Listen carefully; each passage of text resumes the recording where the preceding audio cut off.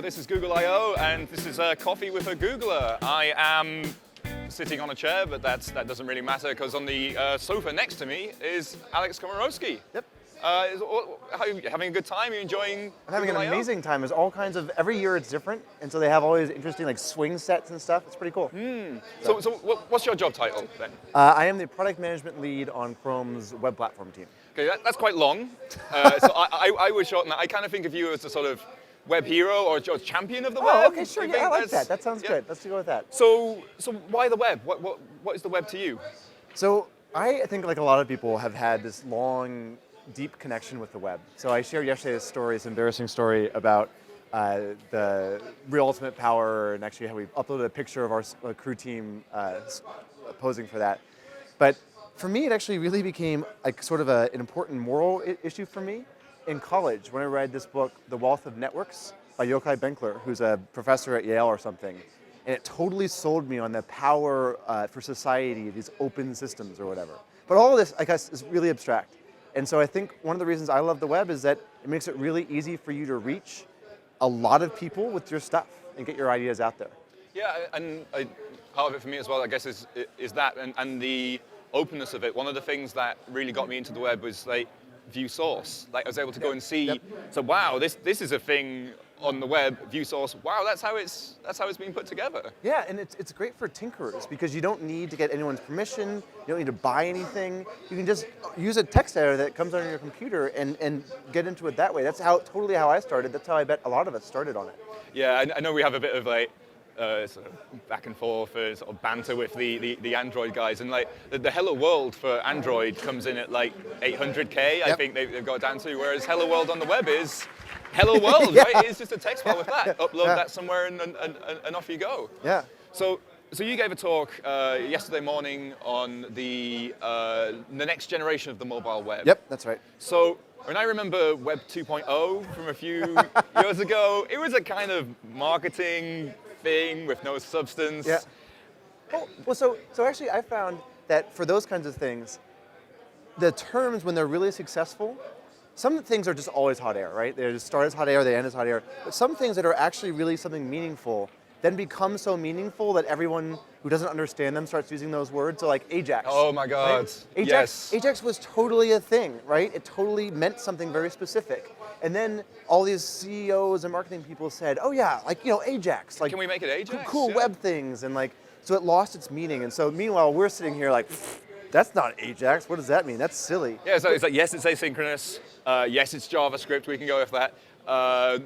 What is it? It's not XML. It was very rarely XML, and it all sort of fell down from there. It just became to mean anything vaguely asynchronous. But to me, Web 2.0 is the same way. Yeah, it's a buzzword. It totally has become a buzzword. But the fact of the matter is, there's a number of amazingly successful companies that got their start during that time.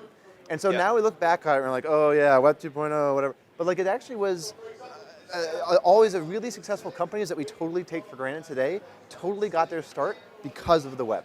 Yeah, and because companies were asking for, can we make this the second web rather than the first web? I was like, oh yeah. So what you essentially mean there is you want it to be a bit faster and a bit simpler, and that was a good excuse, I think, for us as developers to sort of crowbar some of what we wanted. Absolutely, because I think with the earlier web, everyone had like this like, oh, what static sites, things are slow, you click, it takes a while to load.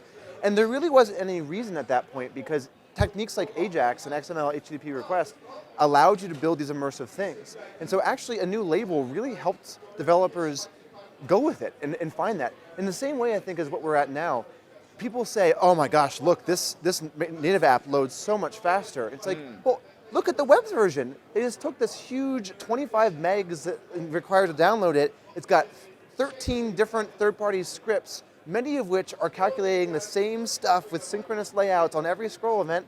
Of course that's not fast. So how's the next generation of the web different?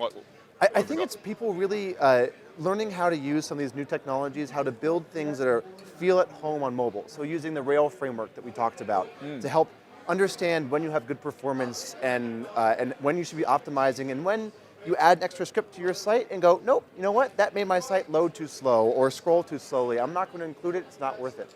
That's one of the things I'm hearing sort of becoming more and more popular, and it's music to my ears. The idea of having a performance budget as part of your design process. Right. And that's a big part of Rails. It totally is, because if you wait till the end and try to make it highly performant, it's too late. So what you really want to do is build something fast from the beginning, and as you layer in things, make sure you don't ever regress your performance. And that's one of the reasons that we're looking forward to doing things in DevTools to make it easier. So right now, when you open up DevTools, you're like overwhelmed, right? And there's so much there. And that's why we're looking into tools that will make it much more, hey, we looked at your page, your reaction time is pretty good, load time could be better, animation speed, terrible. Like you are always janking. This third-party script right here is doing way too much work on every scroll event, take it out. And that would make it much easier for you to go, oh, sure, okay. Yeah, because this is the thing, the web is fast by default, right? I mean, if you have a blank page, pretty fast. Right, like, exactly. It's all regression. Right, exactly. And I think also, by the way, everyone goes, well, native apps load so much faster. Well, again, well-made native apps definitely can load very quickly. Well-made web apps can as well. But remember, you're comparing the first visit to a website. You're downloading all of the images and resources to display this on the screen versus a thing where when you install the native app, it did take a while to download. In fact, it probably took a minute or so to download. It's just you did it at install time. Yeah, it's many megabytes, and if you're on 3G, it's normally like, I'm going to have to download this later. And it gets past that 10-second mark, so you say, yeah, I'll install this.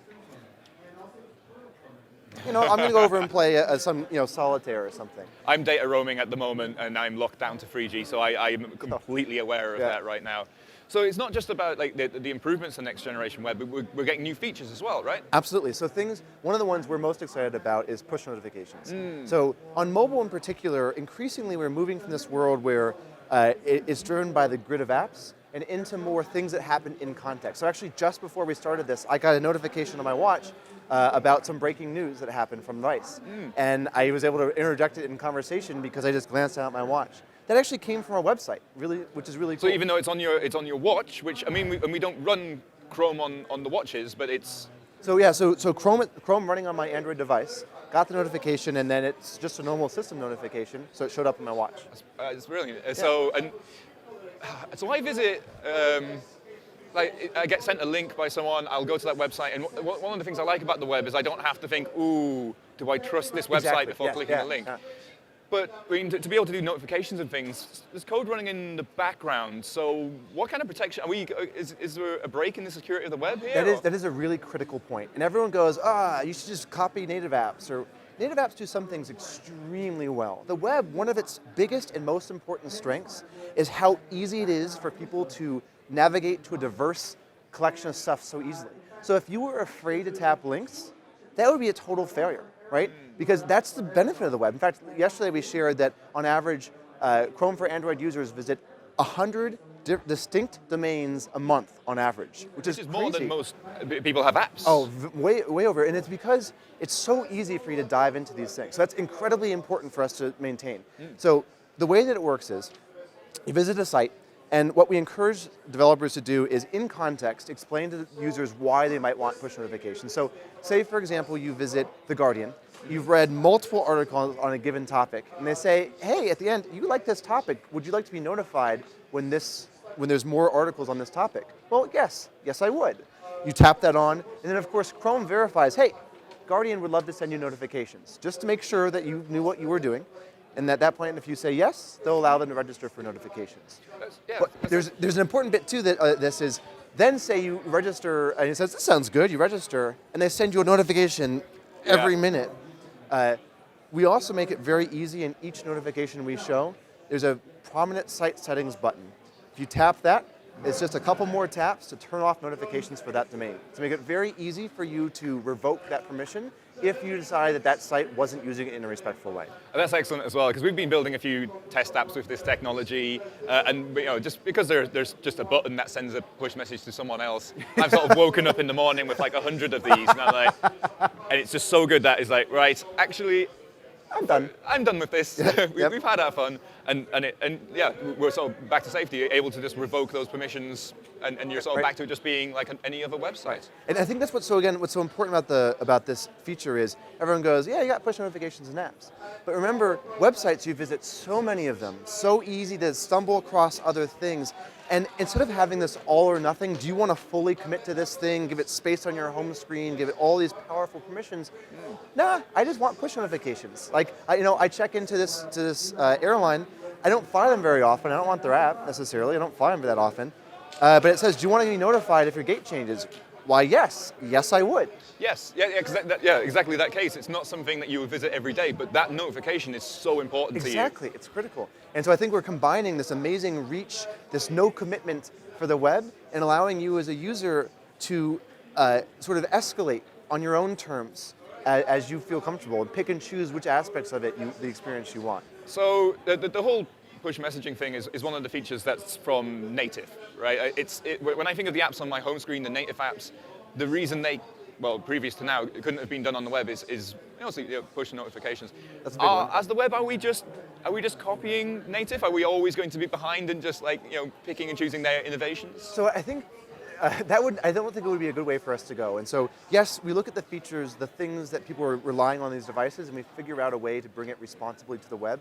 But at every point, we're trying to marry these capabilities with the power of the web, this reach. And so, for example, background sync is a functionality that native apps often have. They can sort of wake up in the background, refresh in their resources. Why don't we just bring this to the web? Well, it's actually really hard. So imagine that you visit a site every day on your personal computer. It's an embarrassing celebrity gossip site that you don't want to admit to anybody that you visit. You go often. You never would visit that at work because you're supposed to be working, yeah. Right? So you visit it, and we say, okay, cool. You visit this pretty often. Let's let you background sync that. Well, now you go to your work network, and it syncs in the background, and your boss goes, Jake, what are you doing? Why are you wasting time on the company network? Yeah. So that's just, we have to think very carefully about these things and make sure that users have the right expectations about what's happening, so the right things can happen and they don't inadvertently waste their battery or leak personal information or what have you. And it made me really happy in the keynote to hear that the Android's permissioning model, they're changing to what you mentioned before, this kind of just-in-time contextual permissioning model. Yep. So I thought that's a case where, hey, they've kind of copied the success of the web, which I thought was great. But I think there's a lot of great properties of apps and of the way the web works, and I think it's great for them to be inspired by one another, to figure out how to bring these lessons from the other realm into the other, and just make it better for everybody. So I think it's great to see the web progressing and getting all of these new features, but still staying true to the benefits of the web. Right. This is Mr. Alex Komoroske talking about the next generation mobile web. Thank you very much for watching.